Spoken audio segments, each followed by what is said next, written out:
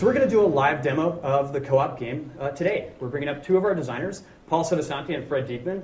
They're going to sit down at a couple of PCs we've got set up behind the curtain here.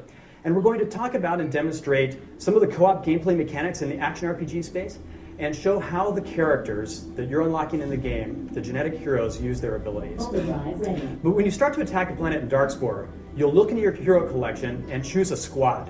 3 heroes that you think will be the best ones to beat the level that you're attacking.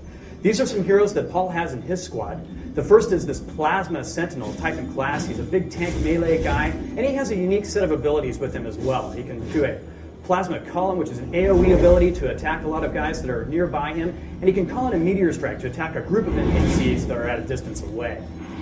Another hero in his squad is the Quantum Ravager, and the Quantum Ravager also has a unique set of abilities, but one in particular is a squad ability called Chrono Blink. Squad abilities are a unique feature of Darkspore's squad play because any hero in your squad can use the squad ability from any other one. For example, if Paul switches back to his Plasma Sentinel, fires off that AoE Plasma Column, he can activate the Chrono Blink from the Quantum Ravager and become a blinking fireball of death as he goes through each one of the levels. As you play through the levels, you'll encounter a lot of different NPCs and different NPC enemies. They're all belonging to types and classes just like the hero characters.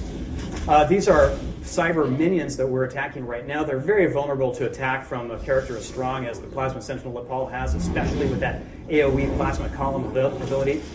But you'll also see other characters in the levels. For example, you'll see Lieutenant class characters. They're bigger, they're stronger, and they typically come along with their own special ability. In this case, this is a Quantum Lieutenant who's bringing on a haste ability that's making all of the NPCs around him go faster. So it makes him quite dangerous as well as all the rest of the NPCs. You'll see a lot of drops like you would expect to see in a game like this. Power drops, health drops.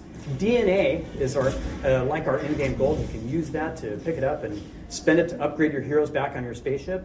And you can even pick up things called catalysts. These are temporary buffs that let you quickly level up your heroes and all of your squad, and even share these buffs with other players as you're playing through the levels. Now, as you encounter other NPCs in the game, you'll need to use another unique feature of Darkspore's squad gameplay, and that is switching between the characters on the fly while you're playing the level. For example, we're seeing some quantum enemies here. They're very difficult to attack with a melee guy because they're warping around from place to place on the level. So Paul is going to switch out to his Bio Tempest. This is a mage-like character that can shoot ranged weapons, has his own minions to do attacks for him, but most importantly, he can lay down snares that will work along with Fred's character, and the two of them can play together to help take out these enemies. So really reinforcing the co-op gameplay mechanics and reinforcing the need to collect a large variety of heroes. Another co-op mechanic we have is with Darkspore agents. These are enemies that will spawn in and entrap other players, so you'll need to get help from your co-op player to free yourself while you're vulnerable to being trapped by that agent. Fred is using his leech life. Thanks, Fred, you did. Using leech life to destroy the Darkspore agent. And finally, Darkspore is heavy about replay. You'll be replaying a lot of the levels to go back and collect a lot of the different loot that we have in the game. And we support replay with an AI director that we've programmed for the game. The AI director watches how you're playing the game. It determines which NPC enemies it's going to spawn in, how many, how difficult they are, and what they'll do when they spawn in. What it's done here is it's watched how Paul and Fred, fairly expert players, have played through the level, and has unleashed a horde of all of the NPCs that they've seen earlier in the level all at once. So we'll stop the demo here and say that Darkspore is a game about building a collection of genetic heroes, collecting parts to upgrade and customize them, and then take them online in co-op online gameplay.